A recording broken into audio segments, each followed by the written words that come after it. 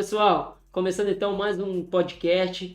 A gente, como conversamos no podcast anterior, esse podcast é para falar sobre saúde, qualidade de vida e também educação.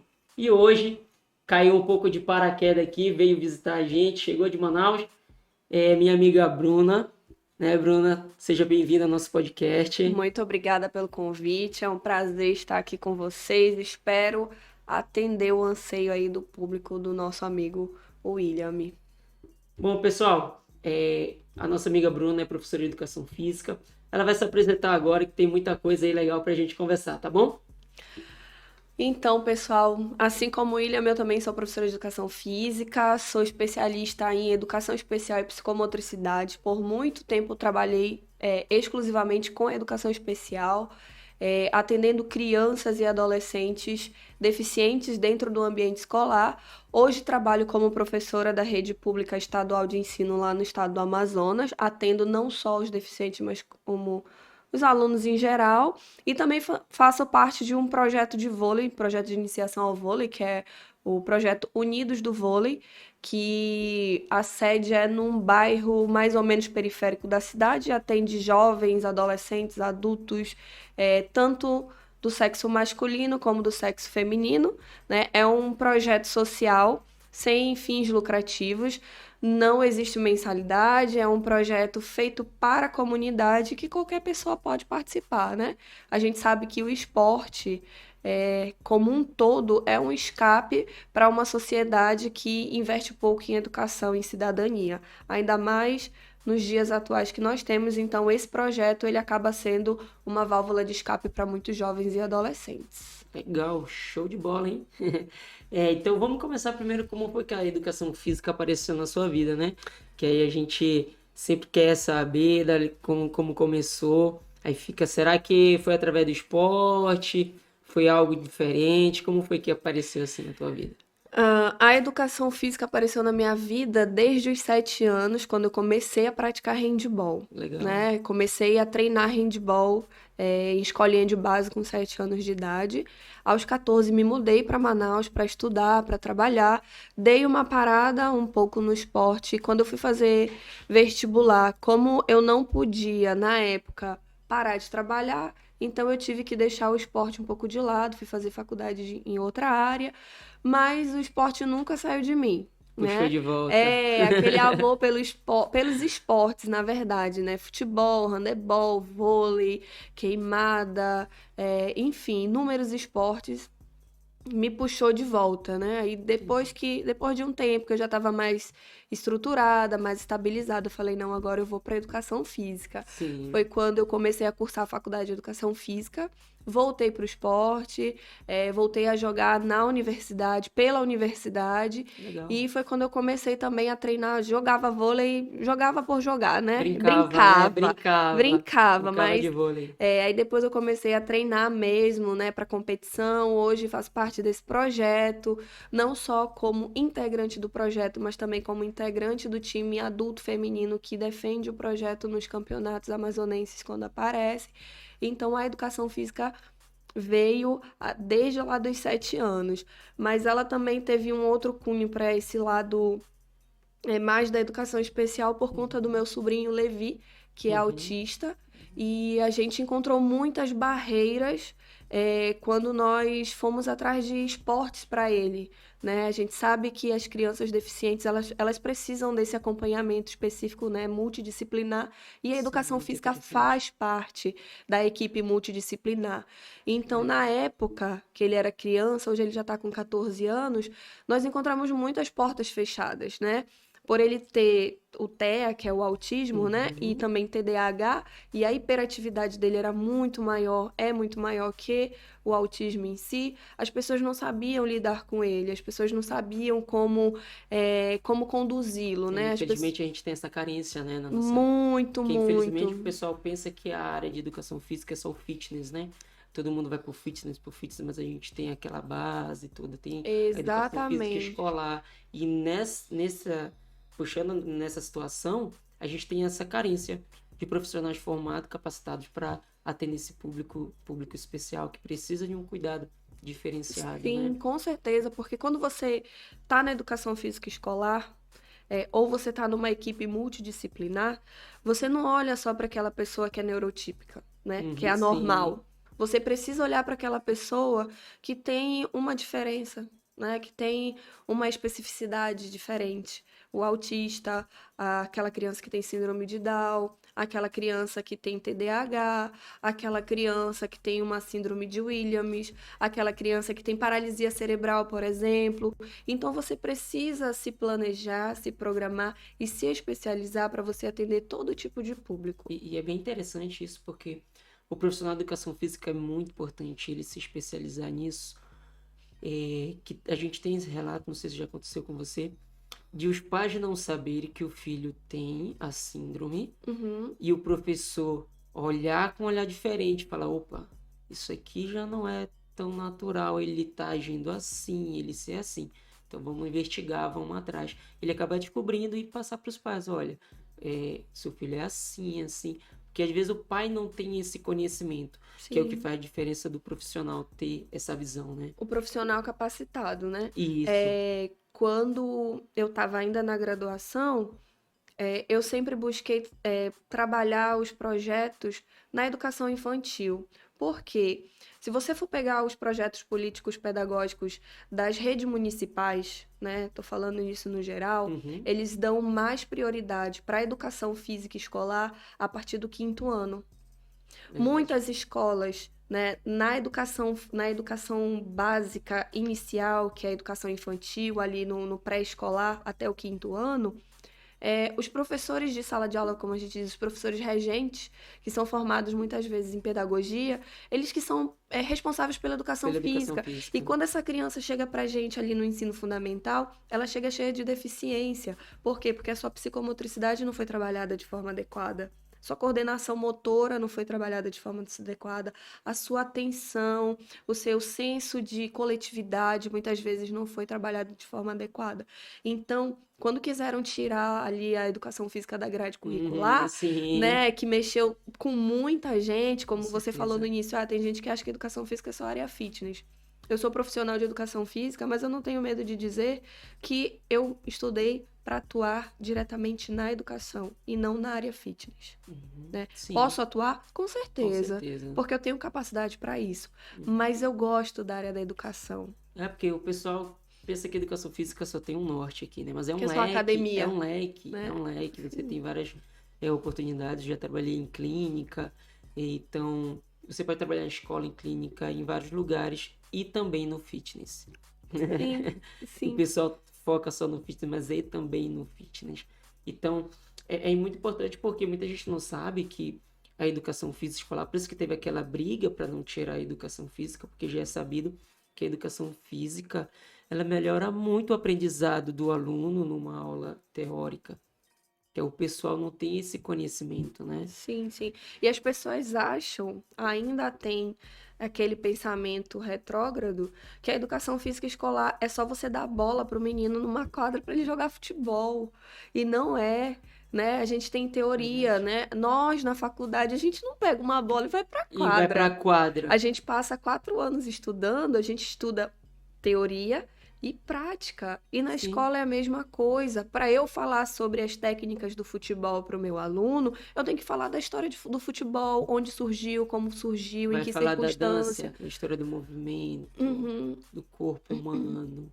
Então tem A tudo corporeidade, isso. tudo, tudo. Eu vou falar do handebol, mas onde surgiu o handebol? Por que que surgiu? O handebol surgiu para satisfazer as mulheres. Era um esporte extremamente feminino, foi criado para mulheres, mas que os homens olharam, gostaram e começaram a praticar, diferente do futebol, que foi criado para os homens e que por muitos anos as mulheres foram impedidas de praticar. E hoje não tem repercussão que o futebol masculino tem, ainda Não tem isso tem, não até tem a hoje. repercussão, não tem o patrocínio que elas merecem, Hum, não tem o investimento adequado. Então, isso tudo os meus alunos precisam saber disso, para depois ele ir lá para a prática, para eu ensinar o movimento, como é que chuta, como é que segura uma bola, como é que arremessa uma bola, como é que eu defendo de manchete, como é que eu toco a bola no vôlei é de porque toque, por quem olha de exemplo. fora também, né, vê assim o professor vai lá e joga, olha, tá dando aula ali de futebol, tão fácil. Mas não vê que tem um planejamento por trás, não é só você chegar, como você falou, não é só chegar a dar a bola. Tem um planejamento, você vai ensinar o aluno. Hoje, eu trabalho na área de personal trainer também, e às vezes eu vou fazer uma avaliação física. Tem gente que não tem coordenação motora. A primeira coisa que eu pergunto, você fazia aula de educação física na escola? Uhum. Quase 100%, não fazia. Falei, olha, isso daí faltou. Fez falta, tá? Hoje fez falta para você. Então, é que a gente consegue perceber o quanto a aula de educação física é importante para uma pessoa, porque vai ficar uma pessoa com 30, 40 anos que não tem coordenação motora, não conhece o corpo como deveria Que conhecer. não tem senso de direção, que não sabe cortar um papel numa linha reta, É né? Que verdade. não sabe o que é direita e esquerda. Então, a educação física, principalmente nos anos iniciais, ela é de extrema importância para esse indivíduo se desenvolver da melhor forma possível.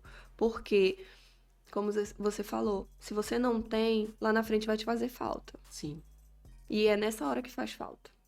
Porque a primeira idade, né, a infância, é quando a gente desenvolve muito mais as nossas capacidades, a criança consegue desenvolver melhor sua coordenação motora, seu senso de direção, sua corporeidade. É muito difícil você dar aula de dança para um adulto, se ele não tem a coordenação motora, se ele É. não tem senso de direção. Ele vai aprender, vai aprender. Só que com muito mais dificuldade do que uma criança. Porque você vai ter que ensinar o que ele não aprendeu na escola. Exatamente. Você vai ter que ensinar para ele o que ele não aprendeu na infância e o que ele não aprendeu na adolescência e o que ele precisa aprender na vida adulta. Verdade. Diferente de uma criança que tem todo esse acompanhamento, quando ele chega na vida adulta, ele é assim, assim, assado, ele vai lá e faz rápido. Alguns têm dificuldade, sim, mas a grande maioria não tem toda essa dificuldade. Então, quando as pessoas falam, educação física é só jogar bola, não é só jogar bola. É. E assim, falando um pouco sobre até a parte, infelizmente, que a gente sabe que tem, mas ainda bem que isso também tá passando, que é de preconceito com o próprio colega de trabalho, né? Sim. Eu ouvi uma história, não recordo agora, mas eu vi uma história mais ou menos assim, que tinha muitos professores que chegava e falava pro aluno, olha, você não vai, um professor de outra disciplina, você não vai para aula de educação física porque você tá de castigo, você não fez o meu dever. Só que a aula de educação física, ela não é um prêmio. Uhum. Ela não é para os alunos que são comportadinhos e que fazem o dever. Ela é para todo mundo. Ela é uma Sim. disciplina, né? E como é essa relação hoje que você vê com relação a isso, os colegas de trabalho, essa dificuldade ou não que tem na educação física de mostrar uma outra educação física, né? Isso acontece muito nos anos iniciais, do primeiro ao quinto ano, né? Na verdade, do pré ao quinto ano. Isso acontece muito. Por quê? Porque eles passam a maior parte do tempo com a professora regente, que é aquela professora que é formada em pedagogia, que dá aula de português, Que é de uma, né? matemática, de história, de geografia, de ciências, de artes, de ensino religioso. Então, se esse aluno não faz uma dessas atividades, a educação física para eles, na cabeça deles, é um prêmio. Né? É a Sim. recreação deles, é a A hora que eles têm que brincadeira. brincar. Então, se eles não fazem aquilo, eles não têm a brincadeira, que não era para ser brincadeira, né? É uma disciplina como qualquer outra e que tem as suas particularidades, né? Que tem a sua importância. No ensino fundamental 2 e no ensino médio, isso já não acontece, porque a gente tem horários fixos, né? Cada professor Sim. tem seu tempo. Só que ainda acontece, sim, de um professor ou outro chegar, professora, eu posso ficar com o aluno fulano de tal, porque ele perdeu o meu trabalho, Não tá indo bem na minha disciplina. ele perdeu uma atividade avaliativa, eu queria repor com ele agora. Isso acontece. Então a gente faz essa troca no ensino fundamental 2 e no ensino médio. Já no ensino fundamental 1 e nos anos iniciais, não. Por quê? Porque só tem uma professora regente, ela que determina. Entendi. Entendeu? Ainda acontece. Ainda acontece. Com relação ao que a gente também estava conversando agora há pouco, né? Antes de começar o nosso podcast, que mudou muito os alunos, né? Sim. Os alunos, eu lembro que no nosso tempo ali, a gente até conversando lá em Vigia, que tinha aquele movimento do handebol, do futsal, tinha os jogos da Vigia. E era legal, tinha desfile na rua, até o ginásio, Sim. todo mundo, todos os times, todo mundo uniformizado. Com a bandeira da escola. Isso, com a bandeira da escola, para iniciar a semana dos jogos. Cara, era muito legal. E eu até conversando com um amigo, ele falou, cara, hoje a gente não tem mais isso, felizmente, para conseguir devolver o esporte nas escolas mesmo, que tem toda essa dificuldade, né? Eu acho que é por conta dessa situação das redes sociais, tá todo mundo muito envolvido, gente querendo muito estar nas redes sociais, querer ser famoso na rede social. Uhum. E até na escola, eu creio que você vê bastante aluno aluno na hora da aula de educação física, ele tá no celular, né? E como é que tá os alunos de hoje em dia? Rapaz, eles estão no momento TikTok. TikTok, né? Qualquer intervalo, qualquer momento, eles querem gravar TikTok. TikTok. Aí eles querem desafiar a gente, né? Os professores a gravarem TikTok com eles também. Mas assim, eu gosto muito de conversar com os meus alunos, né? Falar sobre a importância dos seus atos. Que para cada ação há uma reação. Se hoje eles escolhem isso e deixam o estudo de lado, ali no futuro eles vão ser cobrados, né? Sim. Então, ou você faz o que é certo, ou você vai quebrar a cara ali na frente. E eles hoje eles estão nessa vibe, né? De ser TikTok, de ser YouTuber, né? Ah, eu vou conseguir tantos seguidores e vou ganhar milhões, eu não vou precisar É, estudar, não vou precisar fazer isso. A gente tem aqueles alunos que a gente está em sala de aula, na aula teórica, eles perturbam pra gente ir pra quadra, né? Não vai pra quadra, professora? A gente não vai que pra horas a gente quadra? vai pra quadra? Hoje a gente vai pra quadra, professora? Né? E quando chega na quadra, ele quer sentar, tá sentado. Não, professora, porque eu tô com dor de cabeça. Não, professora, porque o meu dedinho tá doendo. Não, professora, porque o meu joelho não tá legal. Entendeu? Tem aqueles que é só pra Que o cutucar. professor É, sabe, que que a o gente, professor a gente conhece. Que a gente já foi conhece. aluno também. Exatamente. Mas tem aqueles que É, realmente querem, né? noventa por sim. cento eles anseiam pela aula prática. Eu dou aula numa escola de tempo integral, né? Uhum, Então, numa escola de tempo regular, a educação física são só 2 tempos de aula por semana, sim. né? E na escola de tempo integral eu tenho 4 aulas por semana com cada turma. Então Legal. eu tenho aula, por exemplo, de segunda a quinta. Dia de sexta é meu dia de planejamento. Eu planejo todas as aulas para a semana seguinte. Então todo dia eu tinha aula com eles. Então eram 2 aulas teóricas e 2 aulas práticas. Então eles faziam a aula teórica, respondiam todas as atividades da aula teórica, porque eles Legal. sabiam que no dia seguinte teria a aula A aula prática, prática, né? né? E como eu falei, a gente tem os nossos alunos que são deficientes, Uhum. e para cada aula prática era designado 2 ou 3 alunos para ficarem de olho naquele aluno que é deficiente, como se Uhum. fossem os anjos, né? Sim, Para legal. trazer para a aula, para ajudar.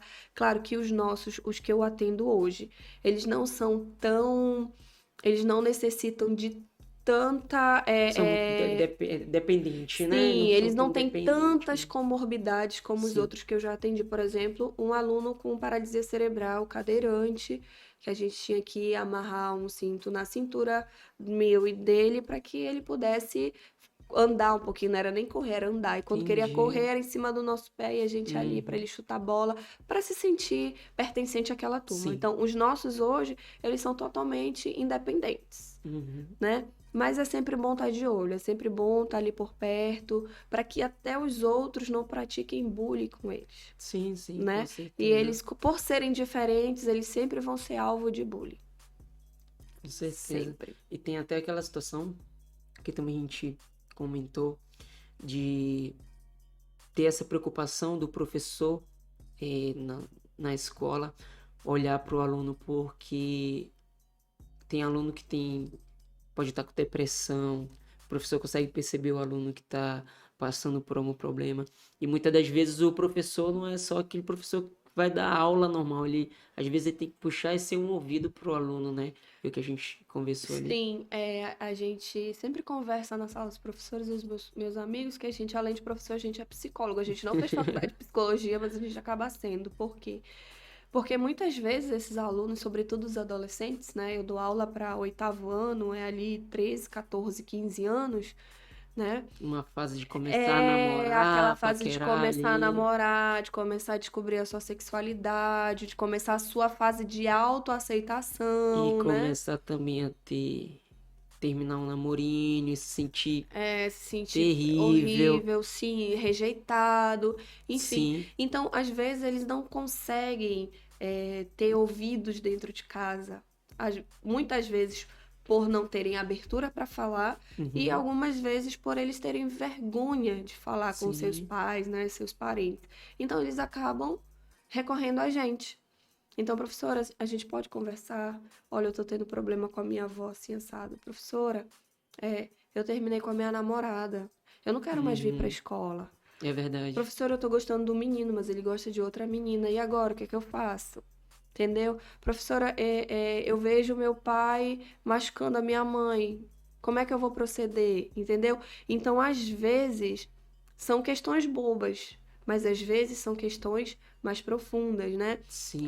A gente está tendo uma onda de adolescentes com depressão muito grande, depressão e transtorno de ansiedade. Na nossa escola, alguns alunos do sexto ano, que é 10, 11 anos, quebrando caneta para se automutilar dentro de sala, né? Que chegavam na escola já automutilados também e só se escondiam, né? E os outros colegas descobriam e iam lá, olha, professora, o fulano se cortou. Olha, professora, a senhora já olhou como está o braço do fulano? Então, há muito deles, né, existe ainda entre eles essa autopreocupação, Hum. sabe? Um olhar E ter a diferenciado confiança no entre um e outro. professor, né? E é nessa hora que o Exatamente. professor tem que ser aquele professor que está observando, seu professor que ouve, e não só, infelizmente, que o pessoal pensa que é o tio da bola, né? Tia Sim. da bola, mas vai muito além a educação física ali na hora de ouvir, olhar, né? Na O questão aluno. do ouvir, não só o professor de educação física, eu acho que qualquer educador. Com É o certeza. papel do educador não só passar o conhecimento, não só mudar a vida através do conhecimento, mas também saber ouvir e saber orientar. Porque muitos não têm acompanhamento de pai e mãe em casa. Isso é verdade. Muitos não têm. Nós tivemos a sorte de Uhum. ter, né? Sim. Muitos não têm. Por quê? Porque às vezes eu trabalho, na escola que eu trabalho é uma escola localizada numa zona duvidosa da cidade, né? Numa Uhum. zona vermelha. Sim. Então nós temos alunos de todos os tipos, todos os públicos, né? O aluno filho de alguém que é um funcionário de alta patente numa fábrica lá do distrito, ao aluno que é filho de catador de latinha na rua.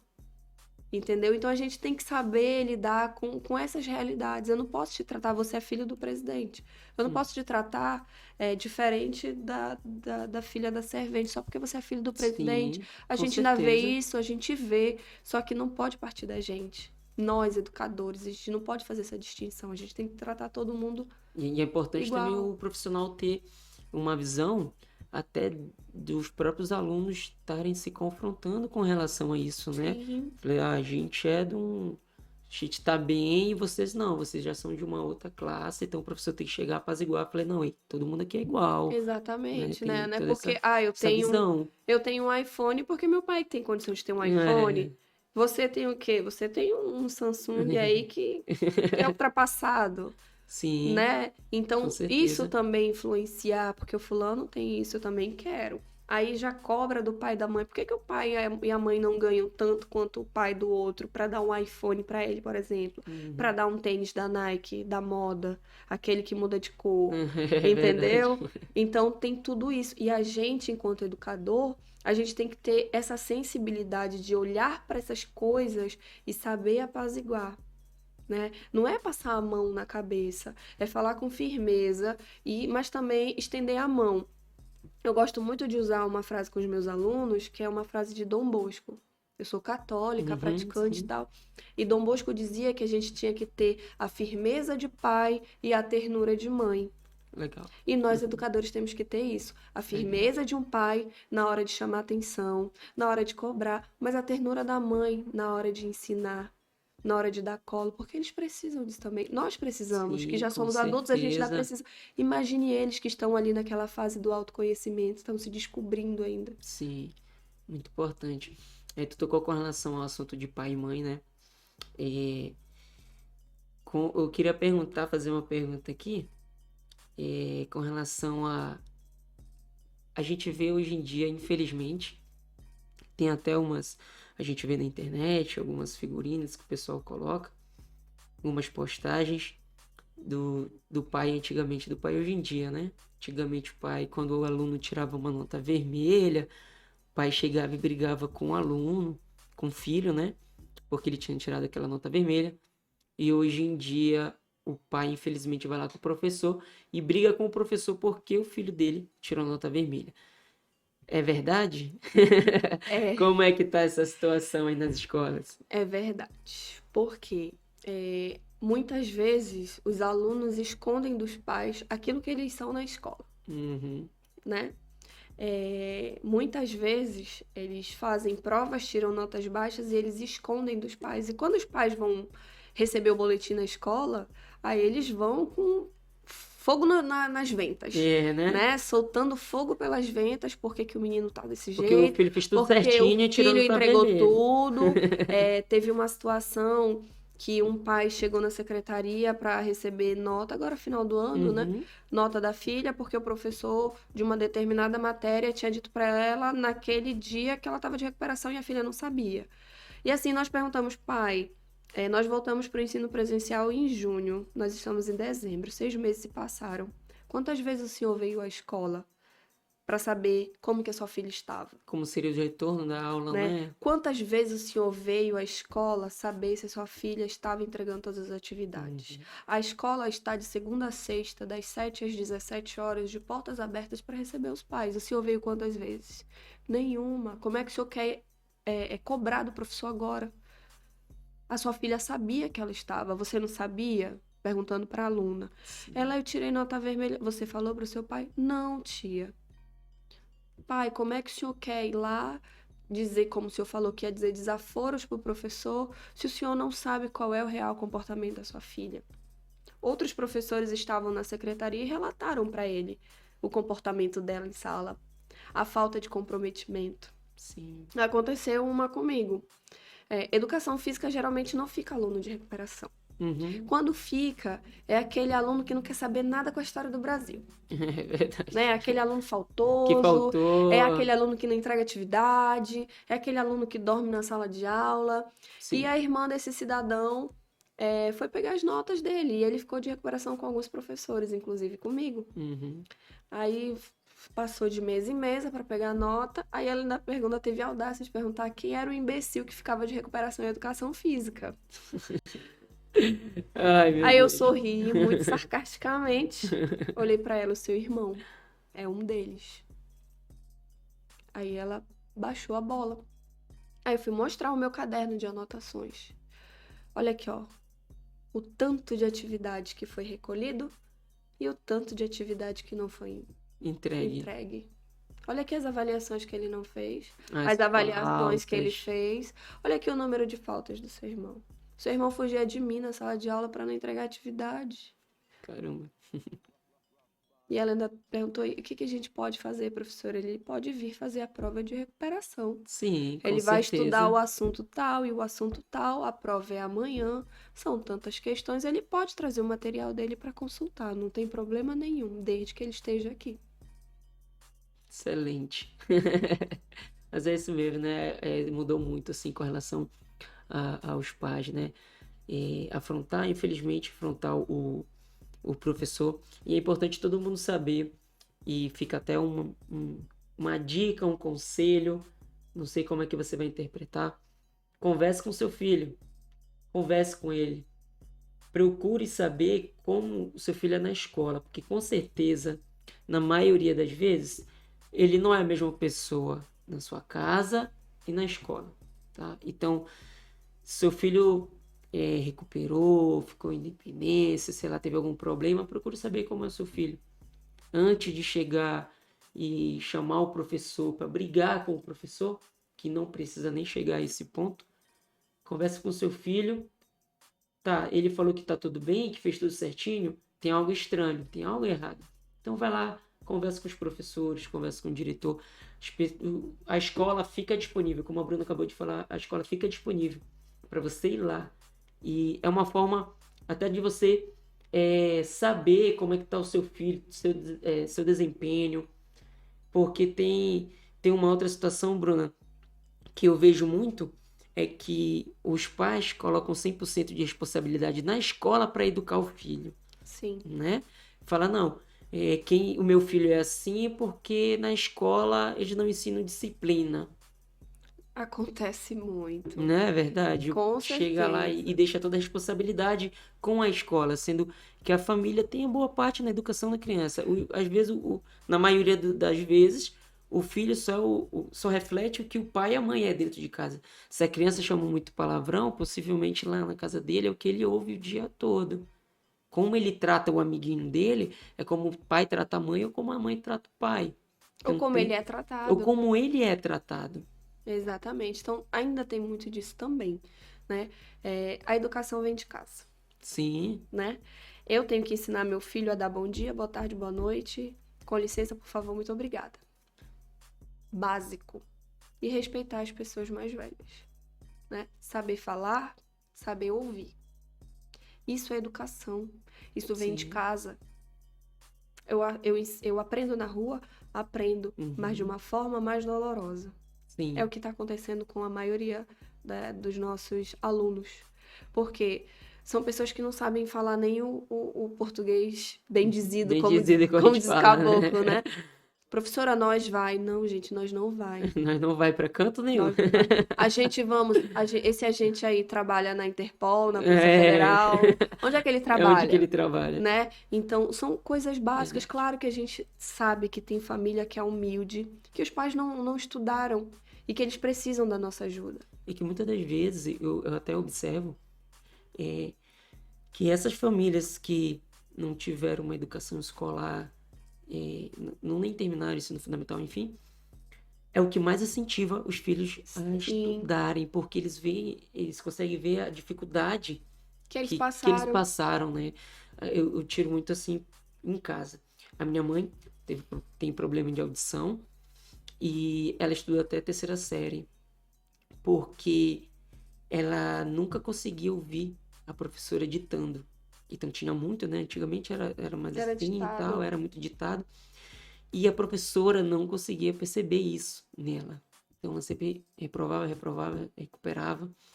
E como meu avô tinha condições, ele pegou e falou, não, também tu não vai mais estudar. Ele também não tinha essa acessibilidade, tudinho.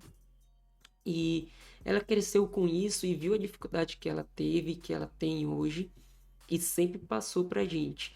Não, vocês vão ter que estudar, vocês vão ter que concluir todo o ensino de vocês, porque só eu sei a dificuldade do que é você pegar um texto, ler e muitas das vezes não conseguir interpretar, porque eu não sei vírgula, eu não sei o que é ponto, eu não sei onde que eu tenho que pausar, eu não sei interpretar aquele texto, né? Uhum. Então é isso que a gente vê muito hoje em dia nas escolas, pessoas que tiveram pouca educação incentivando muito os filhos a estudar, né? Sim, sim. Tem os dois lados, né? Os dois lados, Tem, sim. tem aqueles que não tiveram pouca educação e que incentivam muito os filhos, que acompanham, que Uhum. estão semanalmente na escola, que vão lá com a orientadora pedagógica e perguntam e querem saber, querem conversar com os professores, mas tem aqueles também que deixam de lado, Que né? geralmente foi aquele que saiu e que falou que não É, precisava daquilo, né? exatamente. Assim como a gente tem aquela galera Que tem algum recurso é, com, melhor. com a aquisição bem Uhum, melhor, que dá todo o suporte, que quer ver o filho bem, que quer ver o filho formado, que quer isso, que faz tudo pelo filho, que o filho não aproveita, uhum. né? Tem aqueles que o filho aproveita e tem aqueles que dão tudo e que largam de mão. E que às vezes só dão as coisas, Só não, o eles material. não interagem com o filho, e aí meu filho como é que tá? Não Exatamente. participam, não são pais participantes, né? Não são pais ativos na vida do filho, né? A gente vê muito pelas reuniões de pais e mestres, quando tem na escola. São os mesmos pais que vão sempre. Né? São sempre os mesmos pais, que são aqueles que acompanham os filhos. E que Os mais geralmente problemáticos que a gente quer falar, a gente não consegue é falar. isso que eu ia E tocar. quando aparecem cheios de razão. E a gente vê essa diferença aí, né? Que Uhum. você falou agora. Os pais que são mais presentes, geralmente o aluno que já se comporta melhor, porque sabe que o pai vai na escola, que se comporta melhor. que o aluno tenha o melhor desempenho em Sim, todas as disciplinas e as matérias, né? sim, sim, sim. Se você tem acompanhamento, você desenvolve. Claro que tem uns que não têm acompanhamento e conseguem se desenvolver, e tem uns que têm acompanhamento e não conseguem se desenvolver. Mas a grande maioria que tem acompanhamento em casa consegue se desenvolver muito bem. Né? Dá uma resposta muito melhor para a escola e, consequentemente, vai dar uma boa resposta para a sociedade. Se eu tenho uma criança, um jovem, um adolescente que está dando boas respostas na escola, quando ele sai da escola, que ele vai para o mercado de trabalho ou que ele vai para uma universidade, esses bons hábitos vão acompanhá-lo. Então, eu vou ter um bom cidadão.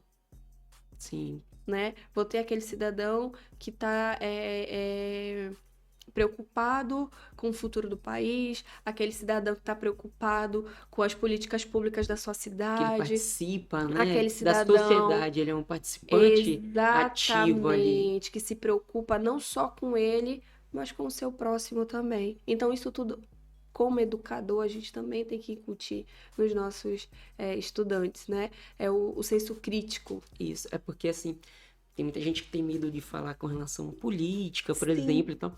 Tem gente que é engraçado, a gente ouve, não quero falar de política não, esse negócio é briga e tal. Mas justamente porque não tem essa sensibilidade de interpretar, de ter a sua opinião, de ir lá pesquisar, correr atrás, e acaba deixando para quem infelizmente acaba se aproveitando dos que não que deixam de lado e aproveita essas oportunidades, essas falhas, né, que acaba tendo aí. É, vamos falar um pouquinho sobre o projeto lá? vamos sim, vamos sim. Vamos lá, Renan? Renan, colocar aqui no Instagram para a gente comentar um pouquinho sobre esse projeto. Fale mais um pouquinho sobre esse projeto para a gente. Vamos lá. O projeto Unidos do Vôlei surgiu para tirar um pouco os adolescentes da zona vermelha, né? Que Uhum. eram jovens e adolescentes de baixa renda que viviam numa área próxima a alguns igarapés, né? Lá do bairro. E era só numa quadra pequena, de chão batido.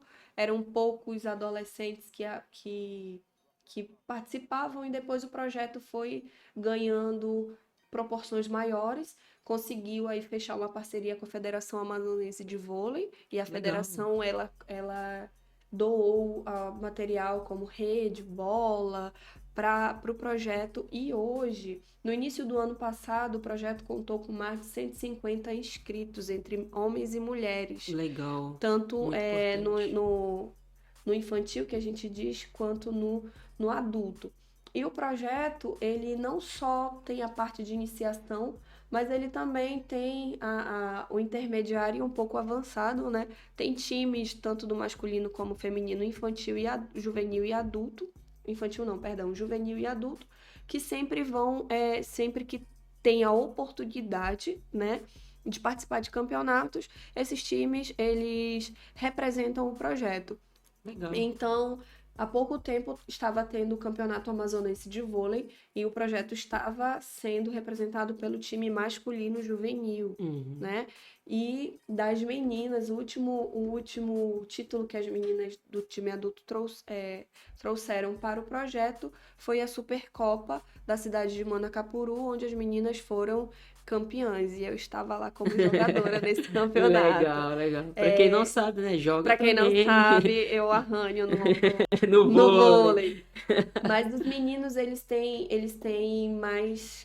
participam de mais campeonatos do que as meninas, né? Uhum. Porque tem aquela situação também, tem uns times iniciantes que você falou, né? Sim, tem os iniciantes. Pessoal que também já tá mais engajado para participar de Exatamente, campeonato, tudinho. exatamente.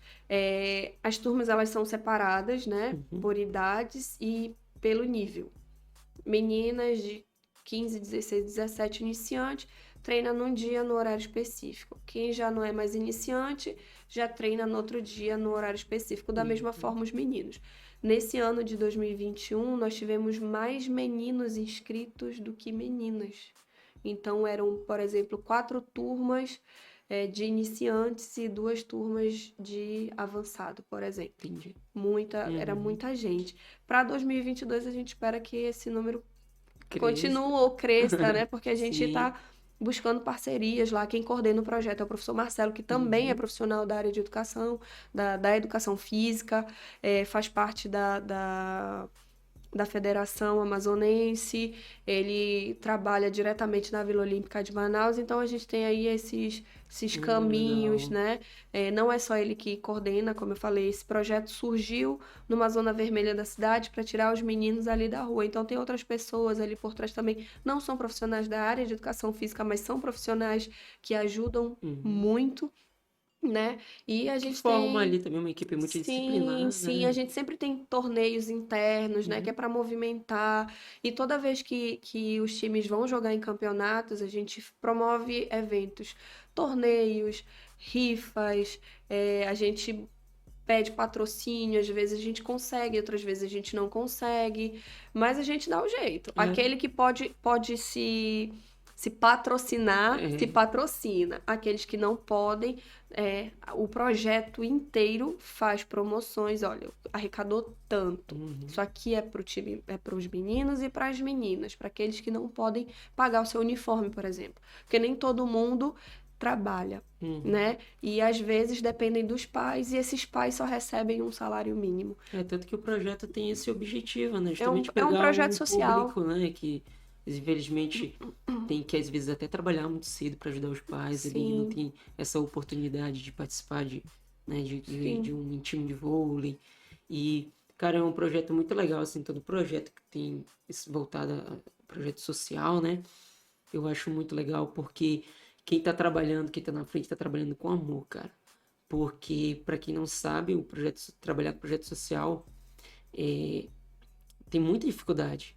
Tem muita dificuldade, porque precisa de material, porque não é só você chegar, puxar, vou tirar a criança da rua, que estava na rua, que poderia ser influenciado para ir para criminalidade mesmo, né, para do Sim, crime, e eu vou colocar numa quadra. Tá, mas eu vou precisar de bola, vou precisar de camisa, vou precisar de material. E precisa ter pessoas dispostas a ajudar, tanto financeiramente, como pessoas para estar ali acompanhando, né? Tem toda essa com dificuldade. certeza. A gente sempre busca patrocínio. Sempre, Uhum, né? A gente tem mães de atletas que ajudam, né? Tem atletas mesmo que já trabalham, por exemplo. Ah, eu posso pagar quando eu tô lá como jogadora. O uniforme custa R$ 50. Eu tenho como uhum, pagar o meu porque eu trabalho. Eu tenho um salário para isso. E se eu posso ajudar uma outra, por que não ajudar? sim, Né? legal. Tem uns que tem aquela mentalidade, eu vou pagar o meu, vocês que se virem para Hum, vender a rifa de vocês para pagar o de vocês. Não é assim, a gente é um projeto. Se a gente é um É um projeto, projeto. a gente é uma família, então é um ajudando o outro. Mas a gente tem muitas mães algumas mães, na verdade, de atletas que fazem parte do projeto, que elas abraçam a causa mesmo, sabe? E Legal. que doam, e que se desdobram. Quando a gente vai fazer evento, que preparam um cachorro-quente para vender, sabe? Que preparam um brigadeiro para vender, para arrecadar, para que aqueles que não têm condições não fiquem de fora. Né? Sim. Eu não, para aquele que não tem como pagar o seu uniforme, não deixe de treinar porque não tem uniforme, né? A gente já fez movimentos lá, já arrecadou dinheiro para comprar joelheiras, por exemplo, para as meninas, as meninas do time juvenil que não tinham joelheira, que era obrigatório para um campeonato. Já tivemos doações específicas de joelheiras para aquelas meninas, entendeu? Uhum. Os meninos vão jogar, as meninas não vão jogar no projeto, no campeonato não vão representar o projeto, mas os meninos vão. O que que nós, enquanto projeto, podemos fazer para ajudar os meninos? Porque a inscrição não é barato. É no mínimo R$ 500. Cada Porque etapa, porque são etapas. Cada etapa tem um valor de inscrição. É de R$ 300 a R$ 700. E se você tem dois times, né? Vamos lá. Cada inscrição 400. Se você tem dois times, são R$ 800 só de inscrição. hum, Fora transporte, dependendo de onde vai ser esse campeonato. Quantos dias vão ser? Transporte, alimentação, vestimenta, hum, né? Algumas são menores de idade, a gente tem que pensar também sim, nisso tem toda essa tudo. preocupação, né? Exatamente, porque por serem menores de idade, tem que ter uma autorização dos pais para irem. Eu sou menor de idade, mas eu não tô nem aí porque eu saio de casa a hora que eu quero, eu chego a hora que eu quero, mas não é Não assim que é as coisas assim. funcionam, É. entendeu? Então tem tudo isso por trás, a gente tem uma coordenação coordenação, né, que é o professor Marcelo que está à frente, e tem uma equipe junto com ele, né? Todos são voluntários. É claro que quando dá para dar um agrado para um ou para outro, a gente dá. Quando tem campeonato que se chama um árbitro, por exemplo, da federação, ou um árbitro que não seja da federação, que joga ali. Custos também, tem né? os custos Tem os também, custos. né? Não necessariamente nós somos. As meninas, né? Os alunos, os atletas são obrigados a pagarem uma mensalidade. Não. Precisa fazer isso. O que a gente pode fazer? Cada um pode doar R$1? Não pode? Vamos fazer uma rifa? Vamos arranjar patrocínio? Eu consigo um rodízio de pizza. Eu consigo um kit da Natura com sabonete e hidratante. A minha tia faz sobrancelha, eu posso ver se ela pode doar sortear ali, né? E assim vai. Vende a rifa R$1, vende a rifa R$2. E deixa todo mundo mais unido, porque o projeto tem, né, esse objetivo também, né? Sim. E para quem às vezes não entende, a gente como profissional de educação física, a gente sempre tem um olhar diferente com relação ao esporte, né? A gente dá uma olhadinha diferente. Mas por que participar de campeonato? Pessoal, muitos atletas hoje que a gente acompanha, assim, que já tá no profissional, vieram de projetos sociais. Sim. Vieram de projetos sociais. Então, não é só tirar aquela criança da rua, deixar ela somente no projeto. Às vezes você descobre um talento ali que realmente vai para uma seleção brasileira de vôlei, de futsal, enfim. Sim. E nós temos medalhistas olímpicos, né? Sim. Que são oriundos de projetos sociais desenvolvidos no bairro rico de uma capital. Não, projetos sociais Nas comunidades, desenvolvidos, né? Nas comunidades carentes, né? Nas zonas vermelhas, lá onde as pessoas não querem ir. E é por isso que eu falo, pessoal, se você tiver a oportunidade de ajudar um projeto, ajude. Que seja lá em Manaus, que seja em Belém, que seja na sua cidade, ajude. É muito legal você investir. Você tem condições? William, eu não tenho condições financeiras, então, mas você ir trabalhar com alguma coisa, vai lá, ajuda o projeto, cara. É muito legal, muito interessante, tá bom? Bruna, queria te agradecer muito. Caiu de paraquedas aqui em casa, já falei, vou aproveitar que agora é só final do ano de novo para vir aqui. Só daqui a um ano para visitar novamente. Isso mesmo. E final do ano já está convidada de novo para a gente fazer mais um podcast, tá bom? Muito obrigado, gratidão por você estar aqui com a gente. A gente ainda vai dar uma voltinha aqui em Belém, né? Vamos, curtir um pouquinho a cidade. A gente vai dar um passeio de barco pela orla de Belém, tomar um chopp de Taperebá, né? Porque não pode faltar quando a gente vem a Belém. O açaí já rolou. O açaí já rolou. Eu agradeço pelo convite, pela hospitalidade, né? Por nos receber, não só a mim, mas a minha avó que tá aqui também na tua casa, né? Na casa da minha prima. Quando a Joyce mandou mensagem falando, eu disse, ai meu Deus, bora lá, né? A gente não pode, a gente quando é educador, né? Que a gente precisa fazer a nossa voz ecoar. E essa é uma forma de fazer, né? Eu agradeço. Desejo sucesso. Obrigada, sei que você é um profissional que sempre está buscando se capacitar cada vez mais, né? Busca bons cursos, busca ser o melhor naquilo que você faz sempre. Então, eu desejo sucesso. E final do ano estarei aqui de novo para a gente bater mais papo. Com certeza. Bom, pessoal, então esse foi mais um podcast, tá? Não se esquece de se inscrever, tá? Dar um joinha aí, comentar. Se você tem alguém que quer que participe aqui do podcast também, comenta aí. Compartilha com o pessoal, é muito importante. Com pai, mãe, amigo, tá ok? E como eu digo sempre no final dos meus stories, até mais!